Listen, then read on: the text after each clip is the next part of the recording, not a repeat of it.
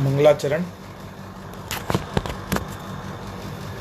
नमो अरिहंताणं नमो सिद्धाणं नमो अयरियाणं नमो वज्रायणं नमो लोये सर्वसाहुणं एषो पंचनमुक्कारो सर्वभावपणासणो मंगलाणं च सर्वैसिं परमं हवै मंगलम्।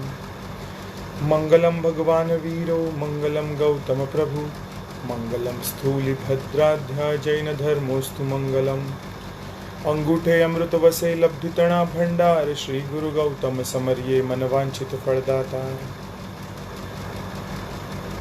अज्ञानतिमिरान्धानां ज्ञानाञ्जनशलाकया नेत्रमुन्मीलितं येन तस्मै श्रीगुरवे नमः। तस्मै श्रीगुरवे नमः।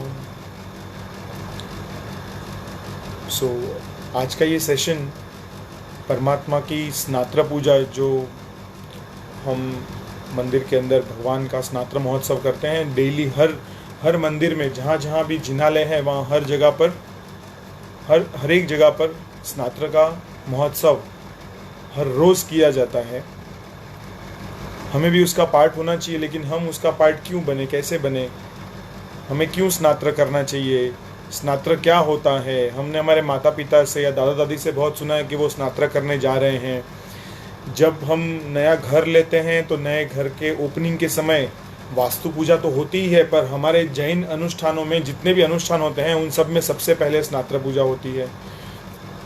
कोई भी पूजन ले लो आप, सिद्ध चक्र जी का पूजन हो जो आपने सुना होगा, या किसी भी प्रकार का अनुष्ठान, सिद्ध चक्र पूजन, शांति स्नात्र, पद्मावती पूजन, पार्श्व पद्मावती पूजन, 108 पार्श्वनाथ पूजन, ऋषिमंडल स्तोत्र, अरहत पूजन, कोई भी पूजन हो, कोई भी महापूजा या महापूजन हो, उसमें स्नात्र पूजा, स्नात्र महोत्सव अवश्य किया जाता है। नया घर लिया, स्नात्र पूजा, नई ऑफिस खरीदी, स्नात्र पूजा, किसी की दीक्षा का आयोजन है तो जो दीक्षार्थी होते हैं, जो संयम ग्रहण करने जाते हैं, तो जो दीक्षा का दिन होता है, दीक्षा के दिन सुबह सबसे पहले प्रतिक्रमण होता है। प्रतिक्रमण के बाद भगवान का स्नात्र पूजा, वो उनकी आखिरी पूजा होती है। वो स्नात्र पूजा करने के बाद ही वो विधि मंडप में प्रवेश करते हैं। यानी भगवान का स्नात्र इतना इम्पोर्टेंट है कि हर एक अनुष्ठान के वक्त उसे किया जाता है, पर हम ये नहीं जानते कि हम ये स्नात्र करते क्यों हैं, ये स्नात्र क्यों आवश्यक है, ये स्नात्र किसने बनाया, इसके रचयिता, इसके ऑथर कौन थे, इसने ऐसे स्नात्र की रचना कैसे की, वगैरह वगैरह वगैरह। बहुत कुछ जानने जैसी चीज़ें हैं। मैं ये जानना चाहता हूँ कि यहाँ पे कितने बालक उपस्थित हैं, मतलब बिकॉज कल से मैं ये सेशन जूम पे लूँगा, बिकॉज मुझे पता नहीं चलेगा, बिकॉज इसमें इंटरैक्टिव एक्शन, जितना भी इंटरेक्शन हो उतना मज़ा आएगा। आई डोंट नो कितने बालक, अवश्य बड़े लोग हैं यहाँ पे सुन रहे हैं, अच्छी बात है, उनको बहुत सारी चीज़ें पता होंगी, लेकिन अगर बालक आते हैं, जो छोटे बालक हैं, उन्हें इतना मज़ा आएगा ये स्नात्र सुन के, और वो अपने जीवन में इस स्नात्र को अपने ब्लड में इन्फ्यूज़ कर पाएंगे, अपने ब्लड में डाल पाएंगे, परमात्मा को वो परमात्मा समझेंगे। जैसे हमारा प्रोग्रामिंग ऐसे हो चुका है कि हम भगवान को मूर्ति के रूप में लेते हैं, और ये जो बालक होंगे, अगर ये आज मेरी बात सुनते हैं तो वो परमात्मा को, परमात्मा साक्षात कैसे होते हैं, परमात्मा साक्षात विराजमान होते हैं, और उस परमात्मा को उन परमात्मा को वो परमात्मा की तरह से ही लेंगे। सो ये जो तरीका है, वो तरीका मुझे आज आपको बताना है। So I want to ask, how many children are available right now on the FB live, and I am sure there are many more who are joining today. So जितने भी बच्चे हों वो एक बार येस नो करें, जिनकी मम्मियाँ मौजूद हों या डैडी मौजूद हों, और ये अगर नहीं भी हों, समझो नहीं है, तब भी ये जो आज का सेशन है वो उनको ज़रूर दिखाएं। आज एक इंट्रोडक्टरी सेशन है, मुझे उसको थोड़ा सा इंटरेक्टिव रखना था, तो जितने भी जैन लोग यहाँ पर हैं वो ज़्यादा समझेंगे, और बाकी के लोगों को समझना हो तो वो डेफिनेटली क्वेश्चंस कर सकते हैं। You can write your questions and you can ask whatever little I would be knowing, I would share with you. Whatever I would not be knowing, जो मुझे नहीं पता होगा, उसकी जानकारी मैं हासिल करके दोबारा से आपके सामने प्रस्तुत कर दूंगा। ठीक है? सो मैं आगे बढ़ूं।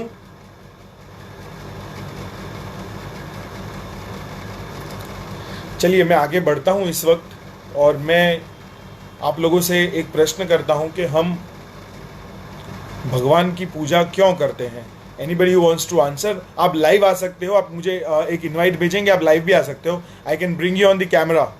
हम भगवान की पूजा क्यों करते हैं, आप जो भी हैं आप यस लिखो, मैं आपको कैमरा में लेता हूँ। I will bring you on the camera, I can we can interact.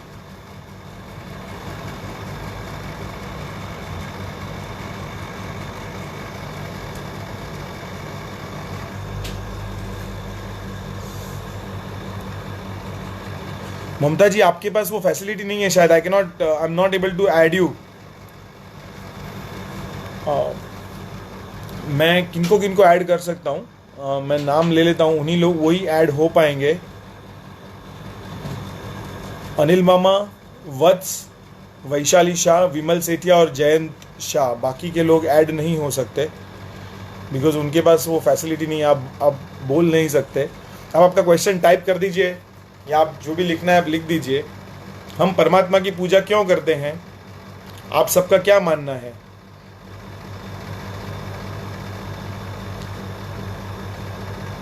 Any answer? कोई टाइप कर रहा है आंसर को? Yes Asha ji, Asha ji I am sorry I can not take you in because you don't have that facility of coming online. कल से हम ये session को जूम पे लेके जाएंगे और हम जूम पे करेंगे। सो जूम पे क्या होगा कि हर कोई इंटरेक्ट कर पाएगा।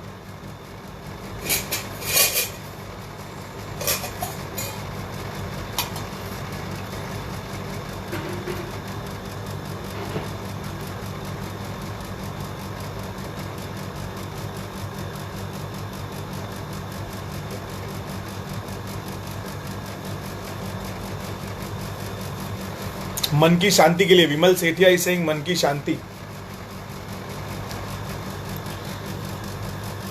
ओके, सो मन की शांति के लिए आप पूजा करते हो, मन की शांति मिली? मन की शांति के लिए पूजा करते हो, मन की शांति मिली क्या आपको? So let me carry it forward. कोई आंसर नहीं अच्छी तरीके से दे पा रहा है बिकॉज ये फेसबुक लाइव पे हो नहीं रहा है। Okay, Vats is saying that he likes it. Vats you like to do puja, but what do you get out of doing the puja? Is there any relevance? Why are you doing puja? How does it help you? Mamta ji बोल रही कि अष्ट कर्म का नाश करने के लिए। आपके कर्मों का नाश होता हुआ दिखाई दिया क्या आपको?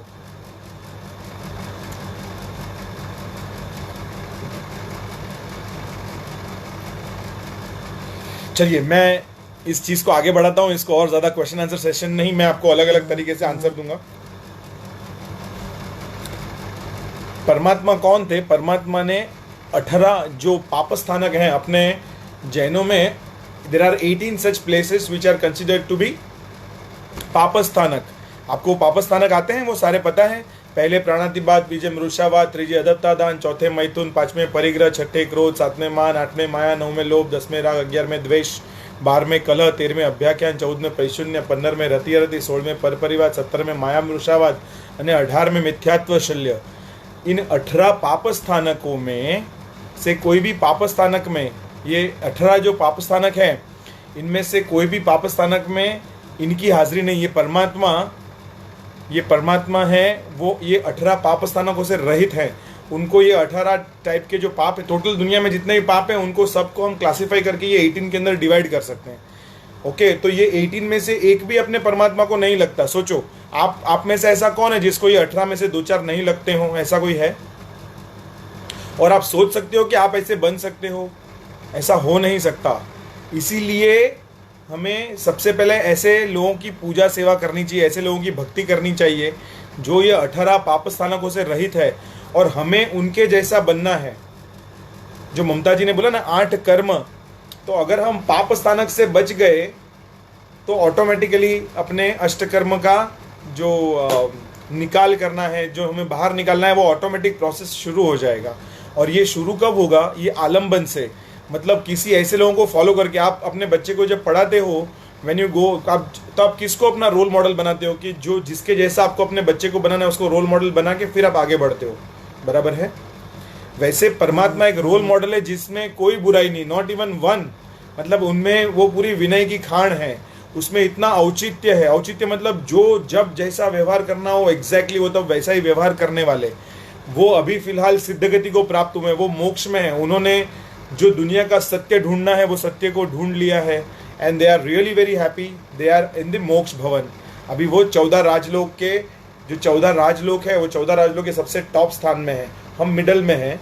लेकिन हमारा प्रॉब्लम ये है कि हम नीचे भी जा सकते हैं, ऊपर भी जा सकते हैं हम ऐसे। लेकिन वो परमात्मा एक बार यहाँ पहुँच गए, उसके बाद अब नीचे आने का कोई चांस नहीं। वो लेवल पे पहुँच गए और वो यहीं से जो हम जिस स्थान पर हम हैं उस स्थान से इस स्थान पर गए हैं। सो ये दूसरा रीजन है कि हमको उनके जैसा बनना है। प्रभु तारू गीत मारे गाऊ छे, प्रभु तारा जेवू मारे थावू छे। प्रभु तुम्हारा गीत मुझे गाना है और मुझे आपके जैसा बनना है, तभी मैं ये भक्ति कर रहा हूँ, बराबर है। सो हम ये समझ के चले कि हमको इतना समझ में आया, हम ज़्यादा डीप में नहीं जाते हैं कि परमात्मा के पास ऐसे गुण हैं, ऐसे कैरेक्टरिस्टिक्स हैं, ऐसे फीचर्स हैं जो हम में नहीं है और हमें उनको ग्रहण करना है। वो फीचर्स क्या हैं, वो गुण क्या है, वो कैरेक्टरिस्टिक क्या है, वो मैं इस लेवल पे नहीं ले रहा हूँ, नहीं तो ये बच्चे समझ नहीं पाएंगे। उनके गुण, उनके गुणों का वर्णन, जैसे अरिहंत के गुण, सिद्ध के गुण वगैरह वगैरह बहुत सारे गुण हैं, बट फिलहाल मैं उनको इतना बताता हूँ कि उनमें जो विनय का गुण है, लोगों को रिस्पेक्ट करने का गुण, अपने माता पिता को, भाई बहन को, उनकी जो परिस्थिति होती है, सर्कमस्टांसेस को रिस्पॉन्ड करने का जो गुण है, कभी भी गुस्सा नहीं करने वाला जो गुण है। हम कितना जल्दी गुस्सा आ जाता है, मम्मी ने अगर खाना टाइम पे नहीं दिया तो गुस्सा आ जाता है, अगर हमारी बुक्स नहीं मिले, कहीं यहाँ वहाँ रख दी हो तो हमको गुस्सा है। मतलब ये इतना गुस्सा हमें अभी से है, इतने छोटेपन में, तो सोचो कि बड़े होते होते वो कितना बढ़ जाएगा, कितना मल्टीप्लिकेशन में चला जाएगा। सो वो गुणों, भगवान बचपन से ही ऐसे थे, मतलब उनको कभी गुस्सा ही नहीं आता था, एक भी चीज़ के लिए गुस्सा। तो हम वो उनका जो गुण था उनको हम ग्रहण, उसको ग्रास्प, हम एक मैग्नेट बना, जब हम पूजा करते हैं ना तो हमारे अंदर एक मैग्नेट बन जाता है और वो मैग्नेट वो गुणों को चूस लेता है, वो मैग्नेट उस गुणों को खींच लेता है। तो आप सब लोगों को चाहिए ना कि वो मैग्नेट भगवान का हमें भी अट्रैक्ट करे। सो वो अट्रैक्ट जरूर करेगा अगर जिस तरीके से मैं समझा रहा हूं उस तरीके से परमात्मा को देखना शुरू करो। परमात्मा मतलब एक पत्थर की मूर्ति नहीं है। मतलब परमात्मा का अगर मम्मी ने बोला कि पूजा करने के लिए जाओ और तभी तुम पूजा करने जाओगे तो कोई प्रॉब्लम नहीं है, वैसे हो सकता है। तुम्हें मम्मी स्कूल में भेजती है, मतलब जब हमें पेरेंट्स स्कूल में भेजते हैं और हम जबरदस्ती स्कूल में जाते हैं तो हमारा ध्यान स्कूल में रहता नहीं है, कंसंट्रेशन रहता नहीं है, जो सब्जेक्ट पढ़ाया जाता है उस सब्जेक्ट पे भी हमारा ध्यान जाता नहीं है। और फिर क्या होता है, एग्जाम के दिन जिसने फोकस किया होगा वो एग्जाम पास करेगा या टॉप करेगा या वो क्लास में फर्स्ट आएगा, और जिसने कॉन्सेंट्रेट नहीं किया वो फेल होगा या तो बहुत कम मार्क्स आएंगे। तो आपको कम मार्क्स यहाँ नहीं लेने, यहाँ पर आपको एग्जैक्ट भगवान के जैसा बनना है। और ये बात बच्चों तक लागू नहीं होती, ये हम पर भी लागू होती है कि जब हम परमात्मा जैसा बनना चाहते हैं तो पहले परमात्मा को परमात्मा के स्वरूप में देखने की कोशिश करें कि वो मूर्तिमंत हैं, वो आपके लिए मूर्ति के रूप में भी उपलब्ध हैं। आज आपके लिए वो मूर्ति उपलब्ध है, आपके लिए वो शास्त्र, वो कल्पसूत्र उपलब्ध है। आपके कितने पुण्य हैं, कितना भाग्योदय है कि आपको जैन कुल मिला, जैन कुल के अंदर आपको ऐसी मूर्ति का आलंबन मिला। मतलब जैनों के अंदर जैसे स्थानकवासी, देरावासी, तो कई लोगों को मूर्ति का आलंबन नहीं मिलता। वो गलत है या सही है वो हम नहीं कहेंगे, लेकिन आपको एक बेस मिला कि चलो आप इस तरीके से सीखो, मतलब मूर्ति से देख के सीखो। तो मूर्ति का आलंबन मिलना बहुत बड़ी बात होती है। और मूर्ति का आलंबन मिला, किसी को बुक्स का आलंबन मिलता है, जो ग्रंथ से सीखते स्थानकवासी होते हैं वो बुक को भगवान मानते हैं, वो बुक में से भगवान के वचन ग्रहण करते हैं। हम होते हैं वो मूर्ति के रूप में ग्रहण करते हैं। ये दोनों ही सिमिलर बातें हैं, लेकिन हम बहुत नसीबदार हैं कि हमको भगवान की मूर्ति देखने मिलती है, बराबर है। फिर भगवान की 2-3 अवस्थाएं होती है, पिंडस्थ अवस्था, पदस्थ अवस्था और सिद्ध अवस्था। पिंडस्थ अवस्था मतलब जब भगवान राजपिंड में होते हैं, मतलब जब भगवान राजकुमार होते हैं, फिर धीरे धीरे बड़े होते हैं, फिर बड़े होते हैं और दीक्षा लेते हैं, ये सब पिंडस्थ अवस्था है उनकी। फिर पदस्थ अवस्था या राजस्थ अवस्था, जब वो राज्य लेते हैं या राजा बनते हैं। फिर आता है जो दीक्षित अवस्था होती है उनकी, जहाँ पर वो दीक्षा ग्रहण करते हैं। पदस्थ अवस्था यानी केवली भगवंत बनते हैं, जब उनको केवल ज्ञान उत्पन्न होता है। और जब वो सिद्ध अवस्था में पहुंचे, सिद्धस्थ अवस्था। ये अवस्थाएं, अलग अलग अवस्था की हम पूजा करते हैं, हम उनको अलग अलग गुण में देखते हैं। मतलब जब वो बच्चे थे तब वो उनमें कैसे गुण थे, ये गुण ग्रहण करने की कोशिश। जब वो युवान हुए, जब उनकी शादी की उम्र हुई, जब उनको उनकी लड़कियां देखने की उम्र हुई, जब उनकी पढ़ाई लिखाई की उम्र हुई, तब भगवान क्या करते थे, ये समझना। बिकॉज हम ये सब कुछ नहीं समझते। हमको क्या करना है, मम्मी ने बोला मंदिर जाओ, मंदिर जाओ, केसर लो, ठक ठक ठक ठक ठक, मशीन की तरह पूजा करो, वापस आ जाओ। इसमें कोई गुण आता नहीं है, इसमें कोई पुण्योपार्जन भी होता नहीं है। अपितु जब आप जोर जोर से भगवान की पूजा करते हो तो आपके हाथ का जो धक्का भगवान को लगता है, उससे हम पाप ग्रहण करना शुरू करते हैं। मैं ये नहीं कहता हूं कि अब ये भी बंद कर दो, जो कर रहे हो वो करो, पर अब जो करो वो ऐसा करो कि आप जब भगवान की मूर्ति का स्पर्श करो तब ऐसा लगना चाहिए कि साक्षात महावीर स्वामी के, जब महावीर स्वामी यहाँ पे हयात थे, इस जमीन पे थे, भरत क्षेत्र में थे, क्षत्रिय कुंड में थे, तभी हमें देखने का मौका मिला था या नहीं मिला था। हम उस बात का अफसोस छोड़कर आज साक्षात परमात्मा हमारे सामने विराजमान है, हम उनके अंगूठे को हाथ लगा रहे हैं, ऐसा हम समझ सकते हैं 100%। मैं जब भगवान के अंगूठे को एक उंगली लगाता हूँ ना, मुझे ऐसा लगता है कि मैं उस आरे में, चौथे आरे के अंत तक मैं पहुंच चुका हूँ। साक्षात परमात्मा महावीर विराजमान है और साक्षात परमात्मा के अंगूठे को मैं अपनी उंगली लगा रहा हूँ और परमात्मा को बोल रहा हूँ कि परमात्मा आप मोक्ष में चले गए और मुझे क्यों छोड़ के चले गए। तू मोक्ष नी मोजार माहू, दुख भरा संसार माँ, जरा सामुपण जुवो नहीं तो क्या जई कोने कम। सो ये पूजा क्यों करनी चाहिए, ये उसका थोड़ा सा विवरण मैंने आपको दिया। फिर दूसरी बात एक मुझे ये, before we go ahead into actual Snatra puja, कि पूजा दो और चीज़ों के लिए करनी चाहिए। हम बहुत सारे कुसंस्कार जन्मों जन्म से लेकर यहाँ पे जन्मे हैं। हमें क्या करना है, कुसंस्कार की रीति को तोड़ना है। जो हम हमारे साथ हमारे संस्कार भी आते हैं। पता है बहुत से बच्चे जब पैदा होते हैं तब से एकदम रोंदू होते हैं, गुस्से वाले होते हैं, या डरपोक होते हैं, या अलग अलग उनकी परिस्थितियों के अनुसार वो अलग अलग बच्चे अलग अलग स्वभाव के होते हैं। ऐसा क्यों होता है, वो पिछले जन्म, या बहुत बच्चे होते हैं जिनको खाने के लिए बहुत चाहिए होता है, ये पूर्व जन्म के संस्कार साथ में लेके जन्मा होता है, इसीलिए। बराबर है।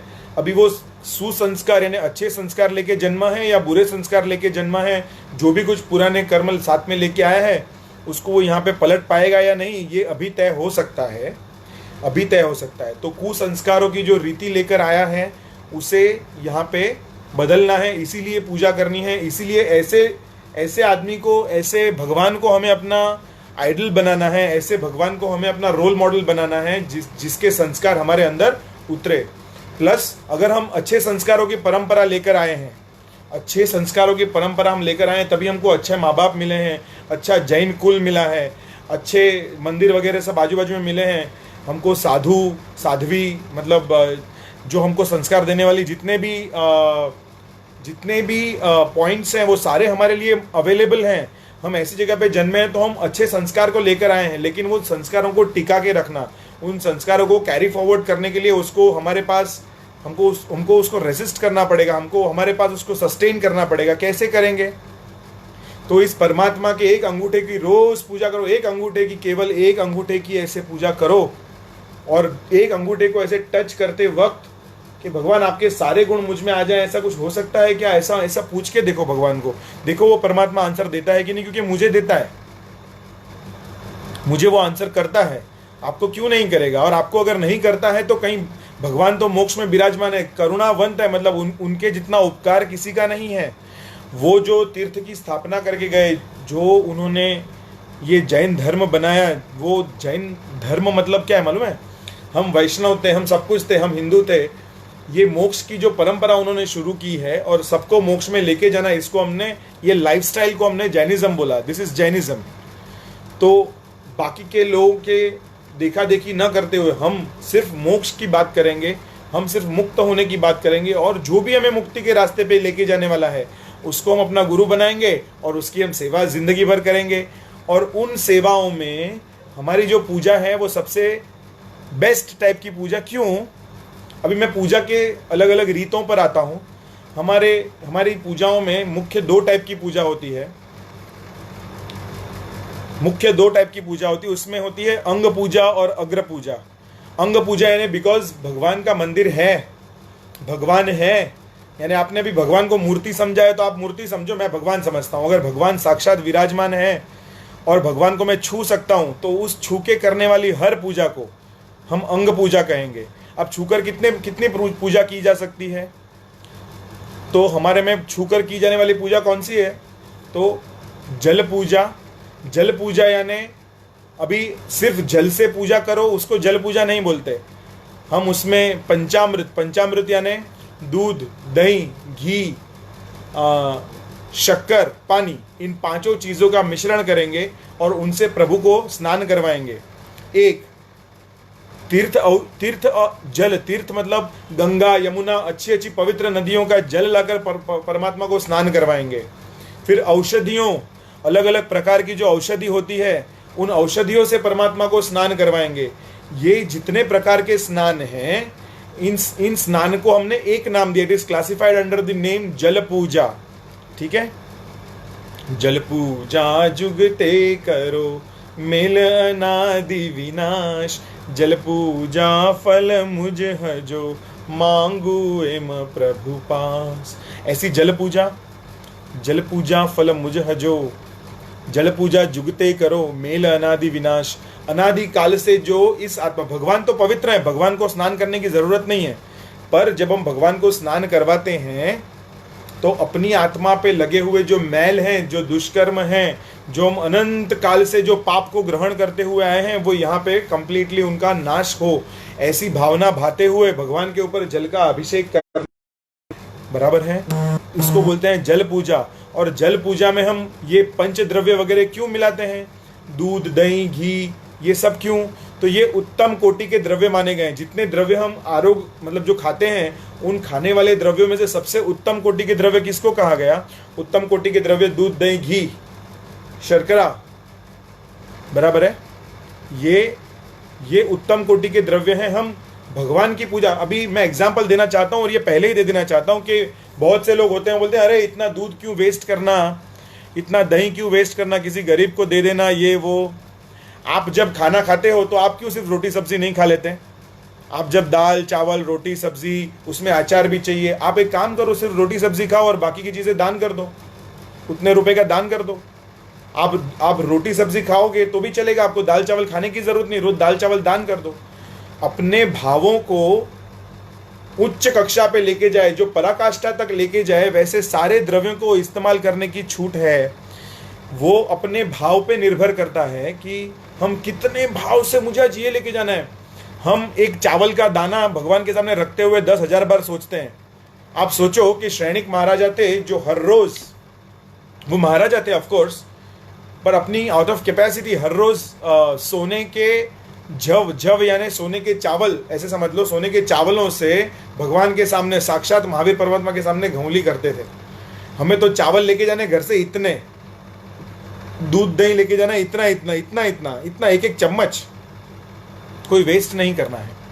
और जो वेस्ट समझ के करता है वो कृपया ना करे, कोई आवश्यकता नहीं है। जिसको परमात्मा का अभिषेक करते वक्त ये लगे कि ये सारा कुछ वेस्ट है, it is waste of the material, then don't do it. I would request and recommend that don't do it. आप अपनी आंखें बंद करके बस यही प्रार्थना करो कि हे परमात्मा, मेरे आत्मा से वो मैल दूर हो जाए, मैं ऐसी भावना भाता हूँ बस। लेकिन आप उस चीज़ की निंदा ना करें। जो कोई ऐसा बोलता हो उसको भी आप रोकने की कोशिश मत करो, वो उसके रास्ते सही है, अपने को उसको कुछ कहने की ज़रूरत नहीं है। हमें दूसरों के अवगुण नहीं देखने, गुण देखने हैं, ठीक है। जल पूजा। फिर क्या आता है? जल पूजा के बाद आती है चंदन पूजा। लेकिन हम और एक चीज़ भूल जाते हैं उसके बीच में, और जो बहुत इंपॉर्टेंट है। बहुत इंपॉर्टेंट क्या है? भगवान के हर पूजा के चढ़ावे होते हैं अपने मंदिरों में, पता है। हर पूजा के लिए घी बोला जाता है, एक ही चीज़ के लिए घी नहीं बोला जाता है, वो है भगवान के अंगलुचना करना, भगवान के बॉडी को साफ करना। जो हम ड्राई करते हैं ना भगवान की बॉडी को, उसके लिए कोई चढ़ावा नहीं होता, वो बिना चढ़ावे के होता है। उसके लिए कोई बोली नहीं बोलती, कोई मण में कोई घी नहीं बोला जाता, कुछ नहीं होता। हम वो चढ़ावा फ्री में ले सकते हैं। और सबसे बड़ी पूजा जो सारी पूजाओं में है, वो अंग पूजा का सबसे बड़ा जो पार्ट है वो है अंग लुचना करना, भगवान के शरीर को पोंछना। और पोंछते जाओ, जब आप पोंछो, भगवान के अंग को हाथ लगाओ, भगवान के अंग को जब पहुंचते जाओ तब सोचो कि अपना अपना जो आत्मा है इतना मलिन है, इतना इतना गहरा कर्मों से लिप्त है, इतने सारे पाप हमने किए हैं। हम जैसे जैसे परमात्मा के अंग को यूं पहुंचते हैं वैसे वैसे अपने सारे कर्म निकल रहे हैं। ये अंगलुचना करने का जो प्रभाव है वो इतना जबरदस्त है, इतना जबरदस्त है। एक तो फ्री में करने मिलता है, आप हर देरासर में जाओ और अंगलुचना करते वक्त बोलो कि एक अंगलुचना मुझे करने दो, इतना तो आप मांग ही सकते हो कहीं पे भी जाओ। और कोई अंगलुचना करने का कोई चढ़ावा नहीं होता, तो आपको ये नहीं सोचना है कि मुझे कुछ पैसा खर्चना होगा या वगैरह वगैरह, कोई द्रव्य की पुष्टि करनी होगी, कोई ज़रूरत नहीं, आप ये कर सकते हो। तो ये दूसरी पूजा जो लगभग लोग बोलते हैं कि इसको पूजा नहीं माना जाता पहुँचने को, बट वेरी इंपॉर्टेंटली ये भी बहुत बड़ी बात है। अभी आती है सेकंड पूजा, जिसको हम क्रम वाइज जाएंगे तो सेकंड पूजा आती है चंदन पूजा। हम बोलते हैं शीतल गुण जे माँ रहो, शीतल प्रभु मुख रंग, आत्म शीतल करवा भणी पूजो अरिहांग। हम हर कोई जो भी पूजा करते हैं ना, उसमें परमात्मा को क्लीन करना और परमात्मा को डेकोरेट करने से हमें भाव ऐसा बना है कि मैं मेरी आत्मा को शीतल कर रहा हूँ। इस वक्त परमात्मा को हम चंदन का लेप लगाते हैं, उस बरास जो ठंडा बरास है उसके साथ, तो वो हमें ये सोचना है कि हमको हमारी आत्मा को निर्मल और शांत करना है। जैसे विमल ने अभी बोला था थोड़ी देर पहले कि हमको शांत करना है अपने आप को, परमात्मा की पूजा करके हमको शांति प्राप्त करनी है। जब आप ये लेप 2 उंगली से ऐसे लगाएं भगवान को, तभी आपको इतनी शांति मिलेगी, इतनी शांति मिलेगी। लेकिन आपको ये सोचना पड़ेगा कि ये साक्षात परमात्मा विराजमान है, उनका अभिनय नहीं हो सकता। ठीक है, मुझे भी तो आपको बहुत सारी बातें बतानी है before we go into the actual Snatra. ठीक है, आज शायद हम स्नात्र के फर्स्ट अध्याय तक ना पहुंचे, हमको पहले पूजा का तो इंपॉर्टेंस समझना पड़ेगा। तो ये है दूसरी पूजा जो है चंदन पूजा। तो चंदन पूजा में भी कस्तूरी आती है, कस्तूरी। अभी ये उत्तम द्रव्य क्यों इस्तेमाल होता है परमात्मा की पूजा करने के लिए? इतना महंगा कस्तूरी, लगभग कस्तूरी आती है 12 लाख रुपया किलो। ये कस्तूरी का ओरिजिनल प्राइस है। और कई ऐसे सेट हैं जिनकी स्टोरीज है जो मैं अभी नहीं करूंगा, कि 12 लाख रुपए की कस्तूरी वो अपने वापर के लिए लेके जा रहे थे और गलती से परमात्मा के मंदिर के अंदर लेके गए और उन्होंने वो कस्तूरी देरासर में दान कर दी, भेंट कर दी। 12 लाख रुपए की कस्तूरी, 12 लाख रुपए की 1 किलो जितनी कस्तूरी आती थी उस समय। आज कितना दाम है मैं नहीं जानता, ये बात मैं कर रहा हूँ जब मैं तपोवन में एक शिविर में गया था, और तब की ये बात है कि वो कस्तूरी लेके गए थे एक सेठ, और 12 लाख रुपए की वो कस्तूरी 1 मिनट में बिना सोचे उन्होंने परमात्मा के चरणों में धर दी। और आप अपने पर्स लेकर, आप अपने थैले लेकर जो मंदिर के अंदर जाते हो, उसमें पानी की बोतल, लेडीज़ लोगों के जो पर्स होते हैं उसमें दुनिया भर की चीज़ें, दवाइयाँ वगैरह, कितनी सारी चीज़ें हैं जो हमें वर्जित है, हम नहीं लेके जा सकते परमात्मा के मंदिर के अंदर। तो आप जो भी लोग परमात्मा के मंदिर के अंदर वो चीज़ लेके जाते हैं वो सारा देव द्रव्य माना जाता है। तो वो सारा हमको देवों के चरणों में अर्पण कर देना पड़ता है। आप सोचना, बहुत से लोग बोलते हैं अरे वो लेके जाएंगे फिर उसके बराबर का जो पैसा है वो हम भंडार में डाल देंगे। नहीं, आप जानबूझकर जो लेके जाते हो वो अनमोल चीज़ें हैं। उन अनमोल चीज़ों के लिए आप 1 रुपया, 50 रुपया, 500 रुपया, 5 लाख रुपया डाल दो तब भी कम है।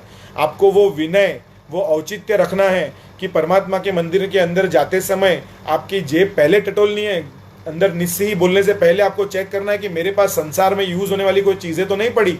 अगर वो चीज़ें हैं तो आपको मंदिर के बाहर रखनी है, ताकि आप शुद्ध होके, अति शुद्ध होके और बिना किसी टेंशन के, अंदर आपको मोबाइल, आपको अपना पर्स वगैरह, आपको सब बाहर छोड़ के जाना है ताकि आप संसार की माया से मुक्त रहो। स्पेशली अगर खाने पीने की चीज़ या इस्तेमाल करने की कोई चीज़ें हों जिसका रीयूज़ नहीं हो, जिसका वन टाइम यूज़ हो, ऐसी चीज़ें बिल्कुल भी अंदर लेके नहीं जानी चाहिए। पान मसाला, गुटखा, तंबाकू, पान पराग इत्यादि जो चीज़ें होती हैं जो लोगों के जेब में पड़ी रहती हैं और बिंदास लोग लेके जाते हैं और फिर वो वापरते हैं, उनको पता नहीं है कि ऐसा इसका कितना दोष है कि हम ऐसी कोई चीज़ देरासर जी के अंदर लेके नहीं जा सकते। एक बार परमात्मा की नज़र इन सारी चीज़ों पर पड़ी तो उन चीज़ों का हमें वहीं त्याग करना पड़ता है, उसी देरासर के अंदर रख देना पड़ता है। ये बात निश्चित तौर पे आप समझ लीजिए कि हर जगह के अपने नियम और कानून होते हैं। आप जब अमेरिका जाते हो तब क्या एयरपोर्ट के बाहर निकल के थूकते हो क्या? वहाँ पे आप दुबई जाते हो बाहर घूमने के लिए तो आप रास्ते पे सुसु करते हो क्या? कभी भी? आप वहाँ के नियम मानते हो? वहाँ पे जाके आप चुस्त, वहाँ पे जाके कोई गुटखा खा के रास्ते पे थूक के तो दिखाए? दुबई में या अमेरिका में कोई थूकता नहीं है कोई। वहाँ पे सब अपने आप डिसिप्लिन हो जाते हैं, बिकॉज वो नियम है। बस अपने मंदिर में आके लोग अपना डिसिप्लिन भूल जाते हैं। सो मंदिर के अंदर या आप किसी अपने स्कूल में हो और टीचर बैठी है, आप अपने दोस्तों के साथ बातें कर सकते हो क्या? ये अलाउड है? अगर टीचर ने देख लिया तो क्या होगा? तो यहाँ पे अगर आप परमात्मा को साक्षात परमात्मा समझते हो तो फिर आप ऐसा कुछ नहीं करोगे जिससे परमात्मा को बुरा लगे, बराबर है? या परमात्मा रूठ जाए। अपने परमात्मा रूठने वाले हैं नहीं, इसलिए आप लोग ऐसा करते हो। मैं जानता हूँ उन बेचारों को इतना परेशान करते हो आप। सो आपको ये बात बहुत अच्छी तरीके से समझनी है कि हम जब मंदिर के अंदर जाएं तो अपने पूरे शरीर को, अपने पूरे सामान को हम चेक करें कि इसमें कोई रीयूजेबल चीज़, इसमें कोई वन टाइम यूज़ वाली चीज़ जैसे दवाई है वगैरह, जो भी कोई चीज़ आपके पास ऐसी है, स्पेशली गुटखा वगैरह जो हम जेब में रखते हैं, वो सारी चीज़ें हम बाहर निकाल के जाएं। लेडीज़ के पर्स में लिपस्टिक या दवाई की कोई बॉटल है, ऐसा कोई छोटी छोटी मोटी चीज़ें, वो सारी हमको बाहर रख के जानी चाहिए। लेदर की चीज़ें हो सके तो मंदिर में नहीं लेके जानी चाहिए। सो हमने जल पूजा की, हमने चंदन पूजा की बात की कि चंदन एक उत्तम कोटि का द्रव्य। भगवान को अगर हम विलेपन करते हैं, भगवान के अंग को अगर हमें हाथ लगाना है तो हमारे हाथ कितने शुद्ध होने चाहिए? तो वो शुद्ध चीज़ क्या है? वो शुद्ध चीज़ पहले दूध दही घी था, फिर अंग पूजा की तो मलमल का एकदम पतला सबसे सॉफ्ट वस्त्र लेकर हमने भगवान के अंग को पोंछा। तीसरी चीज़ थी चंदन, सबसे श्रेष्ठ चीज़ जो जगत में विलेपन के लिए, यानी भगवान के शरीर को मलने के लिए जो चीज़ अवेलेबल है, वो चंदन के काष्ठ से भिगोया हुआ जो उसका लेप बनता है, वो सबसे बेस्ट पार्ट है।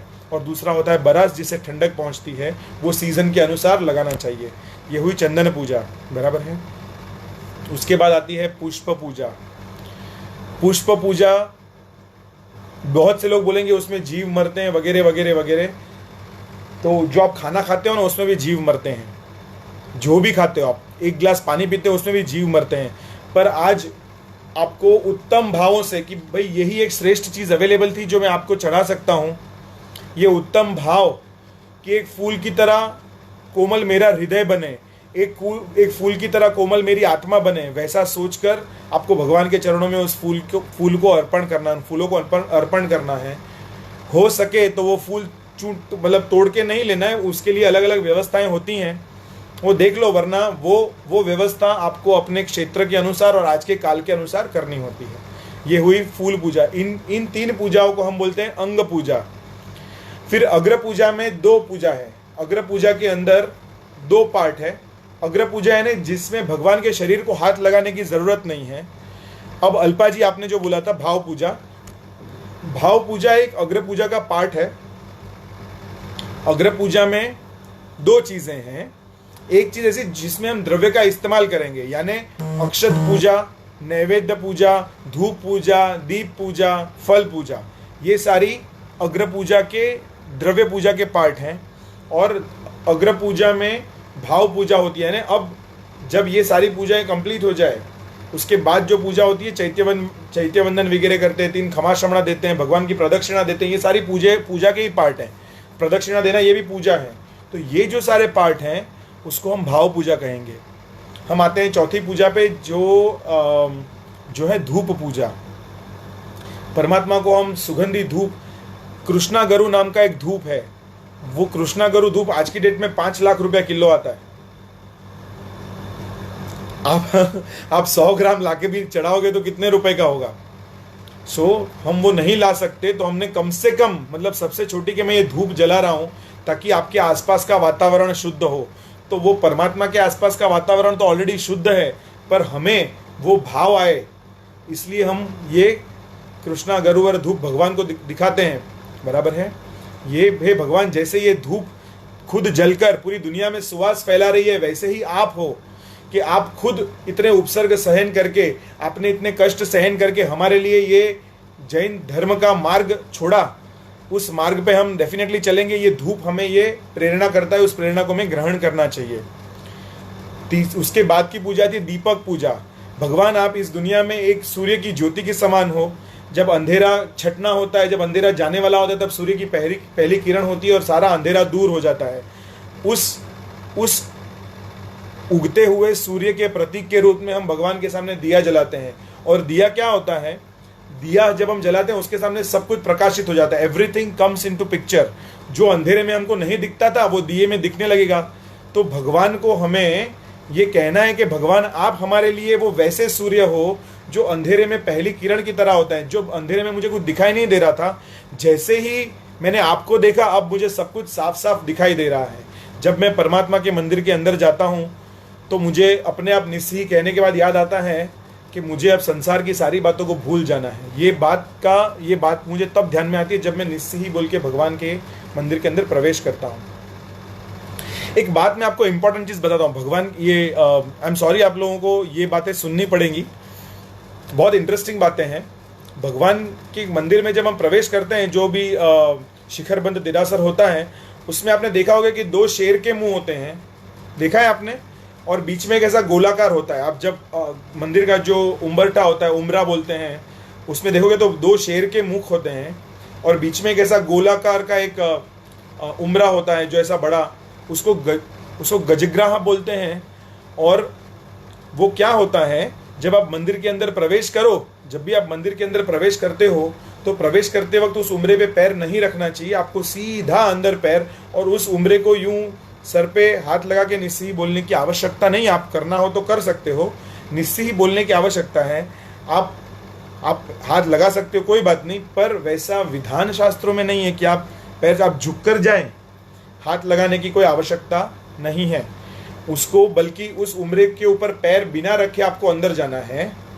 भगवान को ये कहना है कि मैं तो राग द्वेष के सहित हूँ, मुझ में बहुत सारा राग यानी ऐसी चीज़ों पे मुझे प्रेम है जिस पर नहीं होना चाहिए। और जो मुक्ति के नाथ हो भगवान, आप नाथ हो, आपके ऊपर मुझे इतना प्यार नहीं है जितना मुझे इन सारी मटेरियलिस्टिक चीज़ों पे है। जो मुझे अपनी गाड़ी से जितना प्यार है उतना मुझे भगवान से नहीं है। अगर मंदिर में आपको कोई समाचार दे आपकी गाड़ी का एक्सीडेंट हो गया तो आप दौड़ कर वहाँ पर चले जाओगे, बराबर है ना। मुझे इतना प्यार चाहिए आपसे, इसलिए आपको उस उम्रे के ऊपर पैर नहीं रखना है, आपको सीधा क्रॉस करके अंदर पैर रखना है। नंबर 1, छोटा बच्चा हो और रखना पड़े तो अलग बात, बाकी भावपूर्वक आपको उस उम्रे पे पैर नहीं रखना है, सीधा अंदर। जब आप लौट रहे हो, जब देरासर से बाहर आ रहे हो, उस वक्त जो शेर का मुंह है ना, शेर का मुख होता है, वो मुख राग और द्वेष का प्रतीक है। जब हम बाहर निकलते हैं तो ये कह के निकलते हैं कि भगवान मैंने आपके वो गुण ग्रहण किए, अब मैं राग द्वेष को बहुत ज़्यादा भाव नहीं दूंगा, मैं ज़्यादा कॉन्सेंट्रेट नहीं करूंगा, ज़्यादा राग होगा तो मैं ध्यान रखूंगा, और उस उस शेर के सर के ऊपर पैर रख के फिर निकलना है। कहीं हाथी और शेर का मस्तक साथ होता है, कहीं हाथी का मस्तक होता है, कहीं शेर का मस्तक होता है। उस शेर के मस्तक पे पैर रखना है, वो राग और द्वेष के प्रतीक हैं, उस पर पैर रखकर फिर बाहर आना है, ताकि हम बोले उस टाइम पे 1 सेकंड के लिए सोचना है कि अब अवश्य मैं वापस जरूर आऊंगा भगवान, मुझे बड़ी शांति प्राप्त हुई, ऐसा आपको बोलना है वहां पर, अवश्य ही। और मुझे बड़ी शांति प्राप्त हुई भगवान, मैं आपके पास आता हूँ, मेरे सबसे बड़े मित्र आप हो, सबसे बड़े करुणाशाली प्रभु आप हो, ये बोल के फिर बाहर वो जो राग द्वेष के प्रतीक हैं, वो देरासर के उम्रे पे उसके ऊपर पैर रखना है। और पैर रखते समय सोचना है कि आज मैंने थोड़ा सा राग द्वेष तो तोड़ा, परमात्मा की इतनी करुणा तो अवश्य हुई कि मैं वो राग द्वेष तोड़ पाया। और फिर हमें बाहर निकलना है बहुत आनंद के साथ कि आज मैं इतना सा राग द्वेष तोड़ पाया। एटलीस्ट मैं जितना टाइम मैंने अंदर बिताया उतना टाइम मेरा राग द्वेष चला गया था, उतना टाइम मैं फुल परमात्मा मय था, मैं खुद परमात्मा बन चुका था। ये सोचते हुए आपको मंदिर से बाहर आना है, और बाहर आने के बाद ये मन में होना चाहिए कि मैं कब दोबारा वापस आऊँ, मुझे कब वापस आने को मिले, मैं कब भगवान की भक्ति कर पाऊंगा, मैं भगवान तू मुझे ऐसा कुछ दो कि मैं तुम्हें कभी भूल नहीं पाऊँ, मैं हर घड़ी तुम्हें याद करता रहूँ। ये बात याद रखना। अब हम आगे की पूजा की ओर चलते हैं। ये हमने दीपक पूजा की, दीपक पूजा के बाद आता है अक्षत पूजा। अक्षत हमने रामायण में अज के बारे में सुना था। अज यानी चावल, ये दोबारा उगते नहीं हैं, अखंड होते हैं। इसको भगवान ने मोती के स्वरूप में देखा कि ये दोबारा उग नहीं सकते, इससे पूजा की जा सकती है भगवान की। और उसके जैसे अणिशुद्ध जो एक बार जन्म लेता है, अब दोबारा वैसा जन्म उसका होगा नहीं, वो पुद्गल का दोबारा जन्म चोखे के, आप गेहूं होगा या मूंग होगा या कोई भी दूसरा अनाज है, उसको दोबारा ज़मीन में डालोगे तो दोबारा उसमें से सेम अनाज निकल सकता है, पर चावल को आप चावल वापस नहीं डाल सकते और उसमें से दोबारा कोई उग नहीं सकता, इसलिए उसे अक्षत कहा जाता है, जिसको कोई क्षय नहीं कर सकता, जो अखंड है, हमेशा एक ही रहेगा। इसलिए हम परमात्मा के सामने उस अक्षत को रखते हैं कि भगवान मेरा जीवन इस अक्षत के जैसा कर दे प्रभु। कि मेरा ये एक बार जन्म हो और दोबारा मुझे इस मिट्टी में न जाना पड़े, दोबारा कोई मेरा अग्नि संस्कार न करे, दोबारा मैं जमीन में न गड़ जाऊं, दोबारा मेरा ये शरीर गल नहीं जाए इस मिट्टी में। परमात्मा मेरी आत्मा को मुक्त कर, मुझे मोक्ष का द्वार दिखा। इसलिए ये अक्षत पूजा होती है। भगवान के सामने जब हम अक्षत की थाल लेकर पूछते हैं तब आंखों में अक्षत पूजा करता थका। ये आप एक बार पढ़ लेना, मैं आगे जाऊंगा, नहीं तो मैं आगे नहीं बढ़ पाऊंगा। बराबर है। ये पूजा हुई अक्षत पूजा। उसके बाद आती है नैवेद्य पूजा। नैवेद्य पूजा क्या होती है? तो हम क्या भगवान को खाना देंगे? भगवान भूखे बैठे हैं वहाँ पे कि आपके घर से आया हुआ कोई शक्कर का टुकड़ा, अरे गुड़ का भिल्ला और कोई भी चीज़, मिठाई, एक एक टुकड़ा रख दोगे और भगवान को मज़ा आता है? ऐसा अपने भगवान कैसे हैं? तो निराहारी हैं, वो कभी खाना नहीं खाते। अपने भगवान को देखा है किसी जगह पे भोग लगाते हो कि हम ओम अपानाय स्वाहा, ओम अपानाय। हम भगवान को खाना नहीं खिलाते, हम सिर्फ भगवान को धरते हैं कि हे भगवान, ये तेरे सामने मैं एक आहार रख रहा हूँ, मिष्ट चीज़ रख रहा हूँ, मीठी चीज़ रख रहा हूँ, एक मीठी चीज़ रख रहा हूँ, एक मीठी चीज़ रख रहा हूँ जो नैवेद्य है। मेरे घर पे ये सामग्री थी और मैंने उससे बनवाई है बड़े भाव से, लेकिन मुझे सदा के लिए इस आहार को छोड़ना है। आप जैसे अनाहारी हो, जैसे मेरी आत्मा अनाहारी है, मेरी आत्मा को खाने की ज़रूरत नहीं है।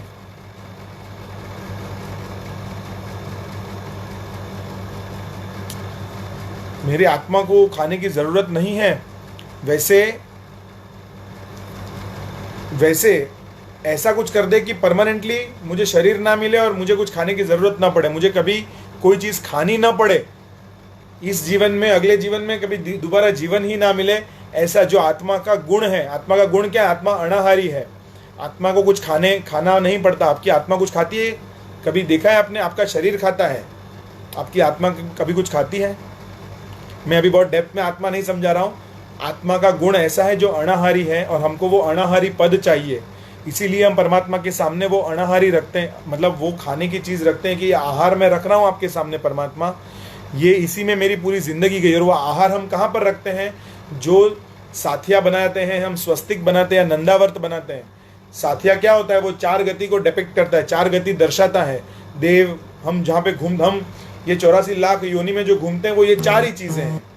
देव, मनुष्य, नरक और तिर्यंच यानी एनिमल्स। देव यानी स्वर्ग लोक, नरक यानी आप जानते हो अधोगति, और मनुष्य। ये 4 गति में हम घूम रहे हैं भगवान, और ये 4 गति में हम क्या कर रहे हैं? ये आहार खा कर जी रहे हैं। इसलिए हम वहाँ पे अनाहारी रखते हैं कि परमात्मा इन चारों चीज़ों से मुझे दूर कर। और ये जो अनाहारी पद जो मैं चाहता हूँ, ये मैं रख रहा हूँ खाने की चीज़ें, ये चारों जगह पे घूमते हुए मैं सिर्फ इसी के लिए इतने सारे जन्म मैंने काटे हैं। परमात्मा आप मुझे इनसे बाहर निकाल। ये जो भंवर है, इस भंवर से मुझे बाहर निकाल। मैं बहुत फंसा हुआ हूँ, अब मैं नहीं रहना चाहता इसमें। ये स्वस्तिक के ऊपर रखने वाली नैवेद्य। अब आती है अष्ट प्रकारी पूजा में से लास्ट पूजा। लास्ट पूजा में आती है, वो है फल पूजा। वो बोलते हैं इंद्रादिक पूजा बनी। आपने अभी तक जितनी भी पूजा की ना, वो इंद्र के जैसे बड़े ठाठ माठ वाली पूजा की। अभी मैं आपसे हर चीज़ का निष्कर्ष, हर चीज़ का and, moral of the story मांगने जा रहा हूँ। प्रभु मुझे फल दो। जो पूजा मैं कर रहा हूँ एक फल के लिए, एक इंटेंशन के साथ कर रहा हूँ कि मुझे मोक्ष फल चाहिए, मुझे शिव फल चाहिए, मुझे मोक्ष सुख चाहिए, जहाँ मुझे जन्म मरण नहीं लेना पड़े, ऐसा मुझे एक फल दो। और वो फल के स्वरूप में हम एक फल वहाँ पे रखते हैं। मोस्टली श्रीफल रखते हैं हम, जो एक प्रतीक है एक आत्मा जो एकदम कोमल है उसके अंदर, और बाहर से हमारे ऊपर जितने कर्म के मैल चढ़े हुए हैं, उतना कड़क कवच है। परमात्मा हमको उतना कोमल बना दे जितने आप अंदर से हो। वैसा बोलते हुए हम एक फल रखते हैं। बराबर है। इंद्रादिक पूजा बणी फल लावे धरी राग पुरुषोत्तम पूजी करी। कि आज तो मैंने पुरुषोत्तम की पूजा की। पुरुषोत्तम यानी जो पुरुषों में उत्तम थे, आज मैं उनकी पूजा कर पाया हूँ। परमात्मा मैं आपके सामने फल रख रहा हूँ। मैं बहुत नादान हूँ, मुझ में कोई अक्ल नहीं है, मुझ में इतने पाप भरे हुए हैं कि मैं कुछ समझ नहीं पाता हूँ। मैं जो भी पूजा कर रहा हूँ ये भी मेरी समझ के बाहर है। परमात्मा मुझे मोक्ष का फल चाहिए, ये फल मैं उसके प्रतीक के रूप में रख रहा हूँ। आप मुझे चाहो तो वो फल दे सकते हो, आप मुझे इतनी करुणा अवश्य करना। उसके बाद भी छोटी मोटी पूजाएं होती हैं जो हम करते हैं द्रव्य से। एक होता है चामर। परमात्मा के सामने हम चामर से वींचते हैं कि परमात्मा तेरे सामने तो हम नाचने गाने वालों जैसे हैं। एक तरीका ऐसा सोचने का है। दूसरा तरीका ऐसा है कि परमात्मा के सामने तो इंद्र भी नाचते हैं। इंद्र जो सबसे बड़ी पदवी, आज हम जिंदा लोगों में जो सबसे बड़ी पदवी वो इंद्र के पास है, तो इंद्र भी नाचते हैं। तो हम देवी देवता बनकर नाच रहे हैं। परमात्मा, हम आपके सामने, आप सबसे बड़े मदारी हो, आप हमको जैसा चाहे नचा सकते हो, आप कर्म सत्ता को समझ सकते हो, जो कर्म है ना हमारे उसको आप समझ सकते हो। परमात्मा मेरे सारे कर्म तोड़ दो, देखो मैं तो पामर हूँ, मेरी कुछ समझ में नहीं आता, मैं तो नाच रहा हूँ आपके सामने, मैं बंदर जैसा हूँ। ये, और या तो इंद्र समझो अपने आप को। ये दो तरीके से चामर पूजा होती है। हम परमात्मा का मुख देखते हैं, जैसे हम आईना रखते हैं, मिरर। अभी मैं आपको एक तरीका बता रहा हूं कि मिरर को कैसे पकड़ा जाए। लोग जो करते हैं ना देरासर में, मिरर ऐसे पकड़ते हैं, परमात्मा को कैसे देखते हैं।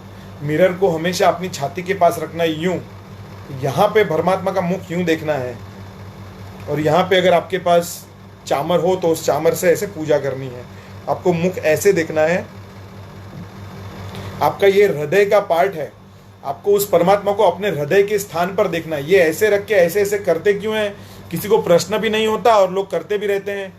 आपको वो मिरर को अपने छाती के पास रखना है और उस परमात्मा को अपने अंदर विराजमान, कितना बड़ा चांस है कि उस परमात्मा को आप अपने अंदर विराजमान कर सकते हो उस मंदिर के अंदर, सही विधि जानते हो तो। मैं जानता हूँ, जब भी मैं जाता हूँ परमात्मा के पास, जिस किसी ने मुझे मंदिर में देखा और जब दर्पण पकड़ने की बारी आती है, मैं सबसे ज्यादा हर्षित होता हूँ कि अब सारी पूजा हो गई है, अब परमात्मा का मेरे अंदर विराजमान होने का टाइम आया।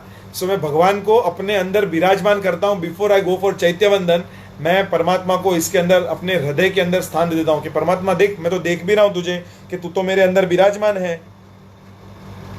लोग आपको पागल गिने तो गिने, लेकिन आप समझना कि आपको परमात्मा क्या गिनते हैं। आपकी भक्ति में बड़ी शक्ति होगी। आप जब भी वो दर्पण यूं पकड़े, आप ऐसे पकड़ सकते हो, ये दर्पण को ऐसे पकड़ा, यहाँ पे दर्पण है, और आप अपना मस्तक झुकाएं, आपको परमात्मा के दर्शन होंगे। और परमात्मा के दर्शन ना भी हो, कहीं दर्पण ना भी हो, तो परमात्मा के सामने जब खड़े हो तो उस परमात्मा को अपने हृदय के सामने देखते हो, बिना दर्पण के भी आप यूं करके देखोगे तो आपको यहाँ परमात्मा नजर आएगा। मुझे आता है, आपको आता है। आप प्लीज ये चीज करना। ये दर्पण अब होती है, ये हुई सारी द्रव्यों से पूजा, ये सारी द्रव्य से पूजाएं होती हैं। मतलब इसमें किसी न किसी चीज की आवश्यकता है। उसके बाद ऐसी चीज है कि जिसमें किसी भी चीज की आवश्यकता नहीं है। अब लास्ट 5 मिनट है, मैं स्नात्र के अंदर नहीं जा पाया, I am really sorry, but हम पूजा तो समझे, हम कल स्नात्र में चले जाएंगे, कल सीधा स्नात्र से शुरू करेंगे। लास्ट चीज है वो है भगवान की प्रदक्षिणा। प्रदक्षिणा, हमको मंदिर में से बिना प्रदक्षिणा के कभी भी बाहर नहीं आना चाहिए। जहां जहां भी प्रदक्षिणा का चांस हो वहां पे प्रदक्षिणा अवश्य देनी चाहिए। 3 लोकना नाथ, 3 लोगों के स्वामी जो मोक्ष में विराजमान है, वो सारी दुनिया देख चुके हैं। मतलब सारी दुनिया में जो कुछ जब घटता है उस समय, उस सेकंड पे सब कुछ देख सकते हैं। वैसे करुणाशाली परमात्मा को अगर आप एक चक्कर लगाते हो तो आपके अनंत अनंत काल के पाप कट जाते हैं। 3 टाइप के काल होते हैं। आपको काल मालूम है? कितने टाइप के टेंस होते हैं जो आपको मालूम है? स्टूडेंट्स अगर कोई सुन रहा है मेरी बात, there are how many types of tenses that you know? Past tense, present tense, future tense. And everything is tense, it keeps you tensed.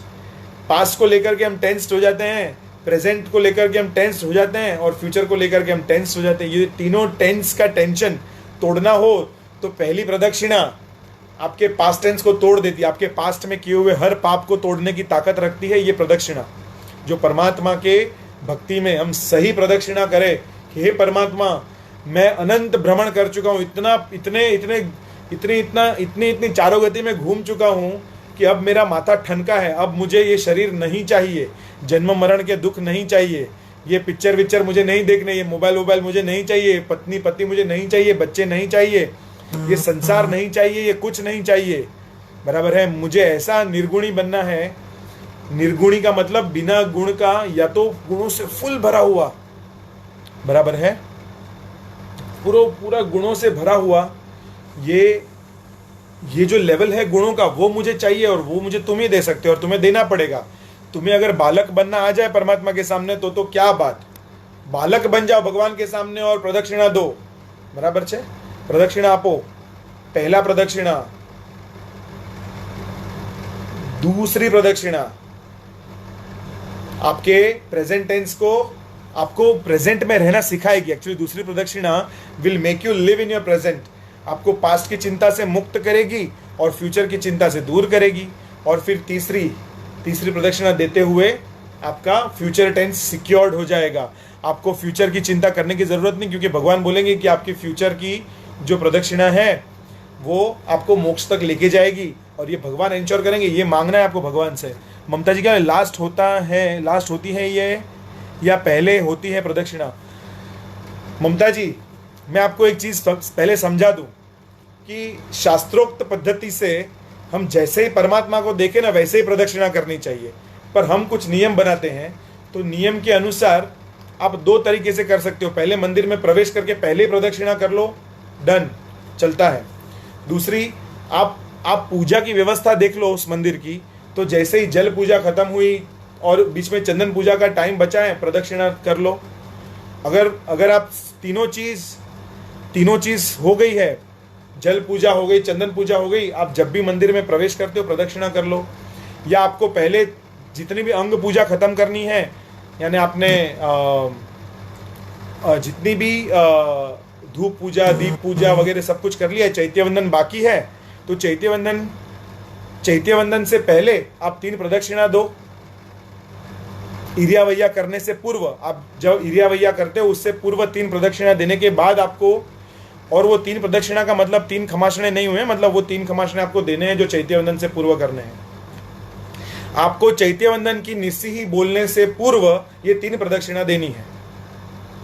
To make it more clear, आपको चैत्यवंदन से पहले निस्सिही बोलनी पड़ती है। आप जानती है निस्सिही की त्रिक?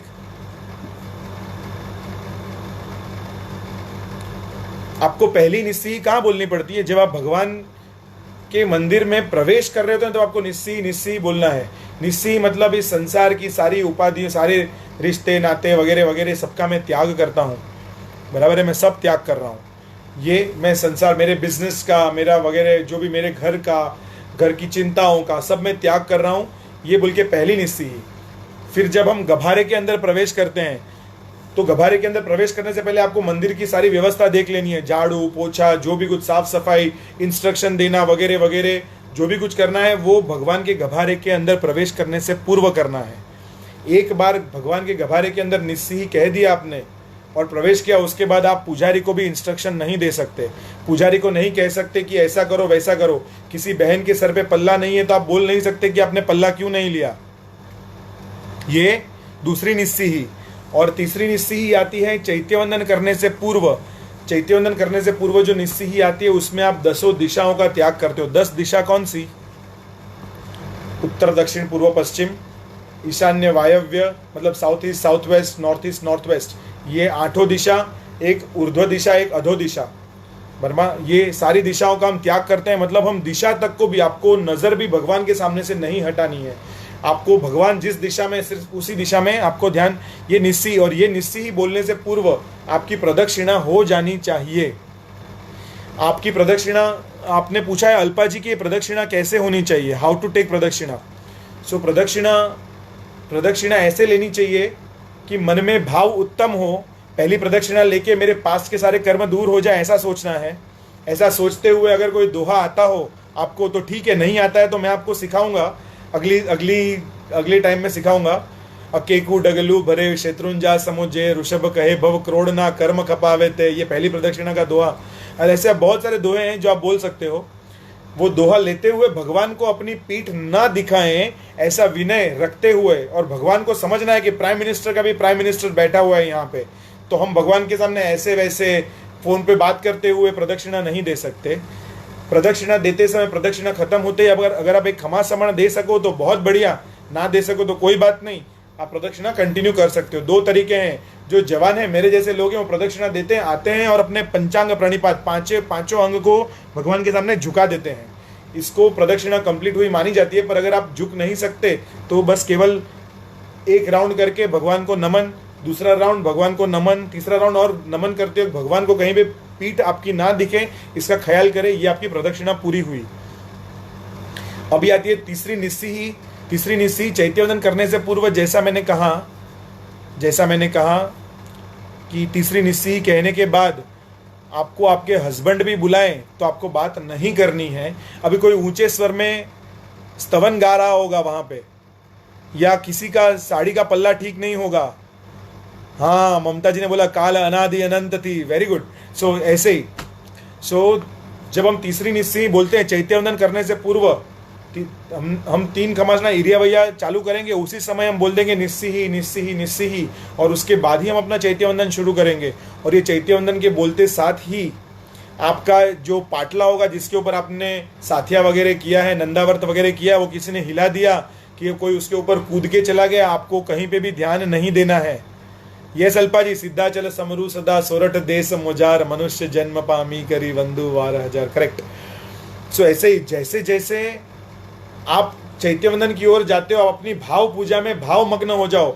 हमको मंदिर के अंदर किसी की भी गलती देखने को अलाउड ही नहीं है। You are not allowed. मंदिर क्या, वैसे तो पूरी जिंदगी में किसी की गलती नहीं देखनी है, बट एटलीस्ट हम मंदिर के अंदर किसी की गलती ना देखे, इतना तो हम कर सकते हैं ना। लेट अस नॉट, अगर आप मंदिर के अधिकारी हो तो आप अपने अधिकार क्षेत्र के अंदर, मंदिर के ऑफिस के अंदर किसी को बुला के डांटना करना हो, कुछ इंस्ट्रक्शन देना हो, दे दो। मंदिर के अंदर भी गभारे के बाहर रह के जो भी इंस्ट्रक्शन देना है दे दो। एक बार गभारे के अंदर गए, कोई इंस्ट्रक्शन नहीं दे सकते। उत्तम द्रव्य वापरना, ये आपके अधिकार की बात है। आपको जैसा फल भगवान से चाहिए वैसा फल आप भगवान को धराना। आपको फालतू फल चाहिए, फालतू चीज धराओ। भगवान कोई भूखा नहीं है। जो आपका एक वो संतरे का छोटी संतरी लेके आप जाओगे और भगवान बोलेगा ये क्यों लेके आया ना, भगवान को कोई फर्क नहीं पड़ता है। आपको कैसा फल चाहिए, आपको फल इतना बड़ा चाहिए, लेकिन भगवान के सामने आप अपना दिल से इतनी छोटी चीज रखते हो। तो अपने भाव, आप सोचो कि आप नरेंद्र मोदी से मिलने जा रहे हो, आपको अपॉइंटमेंट दी है नरेंद्र मोदी ने, तो आप बन ठन के जाओगे, ऐसे कोई फालतू कपड़े में चले जाओगे? आपको नरेंद्र मोदी ने अपॉइंटमेंट दी है और आपको नरेंद्र मोदी से मिलने जाना है, आप कितने दिन से तैयारी करोगे? तो सोचो कि आपको 3 लोग के नाथ, 3 लोग के परमात्मा, जो आपके सारे दुख दूर करने वाले, इस जन्म के, अगले जन्म के और भवो भव के दुख जो तोड़ने वाले हैं, उनको अगर मिलने जाने का मौका मिले तो आप कैसे जा रहे हो? खाली हाथ जाया जा सकता है क्या? कम से कम 4 चीज लेकर जाओ परमात्मा के पास। गरीब से गरीब होगा वो भी लेकर के जाएगा। सो मैं ये आपको भाव से कह रहा हूं, विनंती कर रहा हूं कि जब आप मंदिर में जाएं तब आप कभी भी खाली हाथ न जाएं। मतलब लोग है ना, मम्मियाँ सिखा देती, अरे तू 1 रुपया लेने जजे देरासर में 1 रुपया लेके जाना। अरे तुम सिखाओ कि लेके इतनी सारी चीजें लेके जानी चाहिए, आज मेरे पास अवेलेबल नहीं है इसलिए तू इतना ही लेके जा, तो ठीक है। अरे 1 रुपया लेके जाएगा तो भी चलता है। ये जो सिखाने वाली मम्मियाँ हैं उनको मैं आज बता रहा हूँ कि आपके सारे भाव गलत, आपके बच्चों को जो आप संस्कार दे रहे हो वो भी गलत। आप उनको सही संस्कार दें, उनको सही चीज़ सिखाएं। सो ये हम अष्ट प्रकारी पूजा के भाव देख रहे थे और अग्र पूजा, अंग पूजा सीख रहे थे। मुझे आज यहीं समाप्त करना पड़ेगा बिकॉज अब 6 बज चुके हैं। मैं कल से अगर आप लोग ओके बोलते हो तो मैं जूम पे सेशन लूँ, बिकॉज जूम पे हम इंटरेक्ट कर सकते हैं। यहाँ पे इंटरेक्शन नहीं हो पा रहा है ठीक से, और बहुत मजा आएगा बिकॉज स्नातक के अर्थ में एक बार घुसते ही इतना मजा है, इतना आनंद है जिसकी सीमा नहीं, और मेरा फेवरेट सब्जेक्ट है। सो बहुत मजा आएगा अगर हम जूम पे होंगे। So is it okay with all of you to have Zoom? और टाइमिंग हम क्या नक्की करें, बिकॉज बहुत सारे बच्चों का स्कूल है या क्लासेस हैं जो सुबह सुबह होते हैं उनके। सो आप लोग मुझे सजेस्ट करें, मैं 2 मिनट के लिए आपको बोलने की छूट दे रहा हूँ। आप प्लीज़ देख लो कि कौन से टाइम पे आपको सूटेबल है। मुझे कोई भी टाइम सूट करेगा, फिलहाल मैं फ्री हूँ।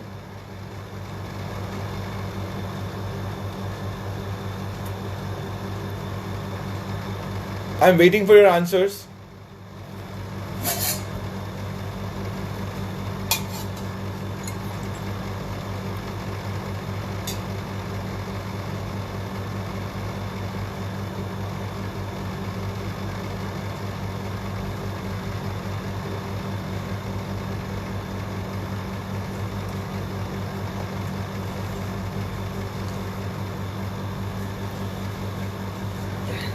Jinal Patni, is she available right now?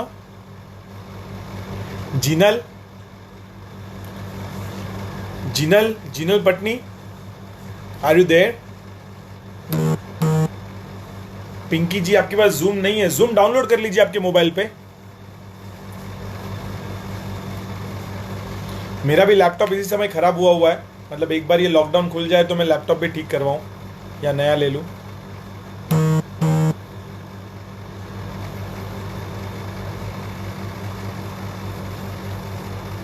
Okay, तो मैं फेसबुक पे ही कंटिन्यू करूंगा। मोस्टली सब लोग ऐसे ही कह रहे हैं फेसबुक पे। सो फेसबुक पे मैं इसको इंटरेक्टिव कैसे बना सकता हूँ उसमें कोशिश करूंगा. We will make it more interactive. At least आप सब लोग रिक्वेस्ट करके मेरे साथ जुड़ जाइए, मेरे फेसबुक पे आ जाइए. Asha ji 5 PM is okay. Okay ठीक है. और आप और भी लोगों को जुड़ने के लिए कहिए. Pankit Shah is saying it can be installed. Yes it can be installed, पर सब लोगों के फ़ोन पे ना वो सपोर्ट नहीं करता. बहुत सारे लोगों का फ़ोन हाँ वो डाउनलोड करना पड़ेगा. ममता जी कह रही हैं विच इज़ राइट. सो चलो हम कंटिन्यू करेंगे ऑन फेसबुक ओनली. इसको हम इंटरेक्टिव ऐसे बनाएंगे कि आप लोगों को जो भी लिखना है वो उसमें टाइप करते रहना, ताकि मुझे समझ में आए कि कुछ आपको कहना है, कुछ पूछना है तो आप पूछ सको.